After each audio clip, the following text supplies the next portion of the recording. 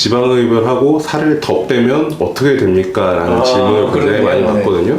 그러면 지방흡입한 후에 다이어트를 하면 그 부분은 어떻게 되느냐? 정답은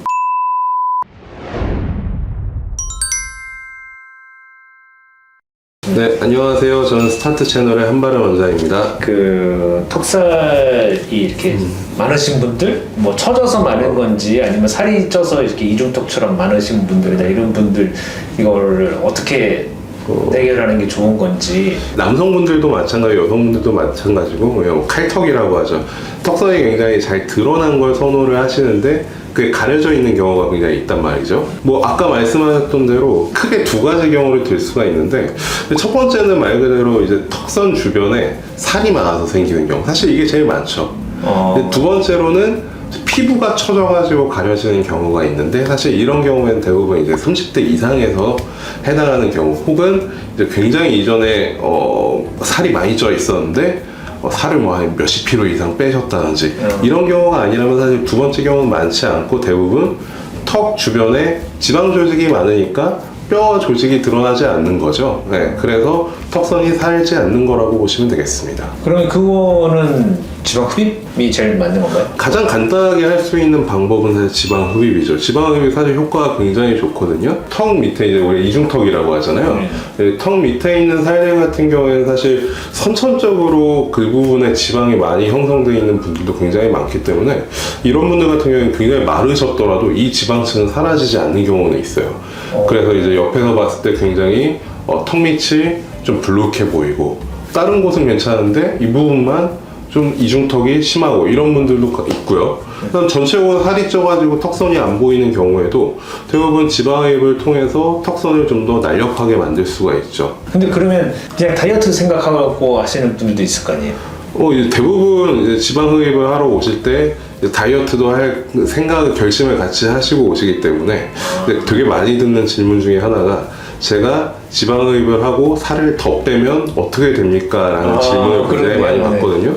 이제 우리가 다이어트를 한다는 개념은 지방 세포 수랑 이제 지방의 하나하나 세포의 크기를 같이 비교를 해야 되는데, 첫 번째로 다이어트를 한다는 의미는 지방 세포의 크기가 좀 더 줄어드는 데 주안점이 있어요. 지방 세포 수가 직접적으로 줄어들지는 않습니다. 근데 우리가 지방 흡입이라는 건 지방 조직을 막 파괴시키고 밖으로 빼내잖아요. 그러니까 지방 세포 수도 줄어든단 말이죠.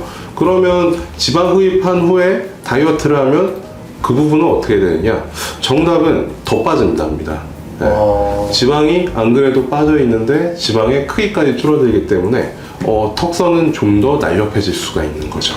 그래서 어떻게 보면 좀 더 시너지 효과 혹은 이제 부스팅되는 효과가 있다고 말씀을 좀 드리죠. 살이 찌면은 다시 어차피 그 부분은 다시 또 살이 생기기는 하는 건 거잖아요. 도루묵이라 그래야 되나? 다시 당연히 돌아가요. 당연히 돌아가는데, 다만 이제 지방 흡입을 한 부위는 아까 말씀드린 것처럼 세포 수를 줄여놨기 때문에 다른 부위에 비해서 덜 찐다고 보시는 게 맞아요. 물론 그거를 뛰어넘는 정도로 몸무게가 증량이 된다면 사실 안 한 것과 큰 차이는 없게 됩니다.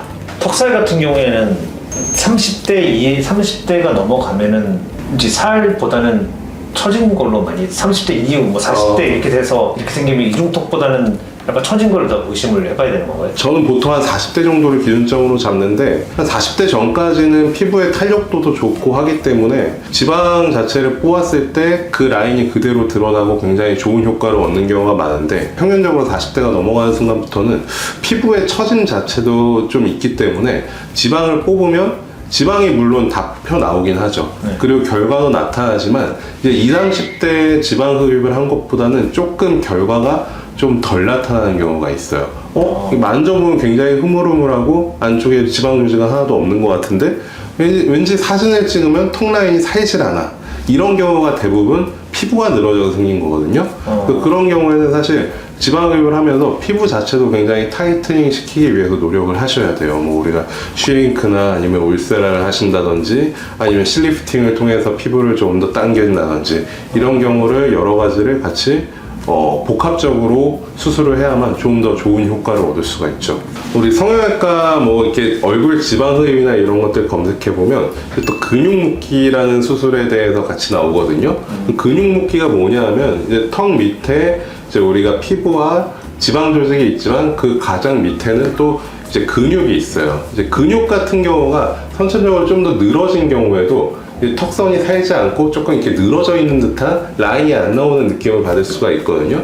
그런 경우에는 근육을 서로 묶어가지고 조금 더 타이트닝 시켜주는 방법을 쓰기도 하는데, 사실 이런 경우에는 근육을 묶기 위해서 조금 지방 흡입을 할 때보다는 흉터가 턱 밑에 좀 더 남는다고 생각을 하셔야 됩니다. 우리가 지방 흡입을 하기 위해서는 이제 지방 흡입을 위한 캐뉼라가 들어갈 살짝 조그마한 바늘 구멍만 필요한데, 근육을 묶으려면 직접적으로 근육을 확인하고 묶어줘야 되기 때문에 보통 한 2cm에서 3cm 정도 되는 그런 흉터가 턱 밑에 남게 되죠.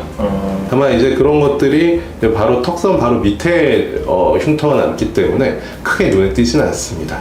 네, 자 오늘은 얼굴 지방 흡입에 대해서 알아봤고요. 지금까지 한바로 원장이었습니다. 감사합니다.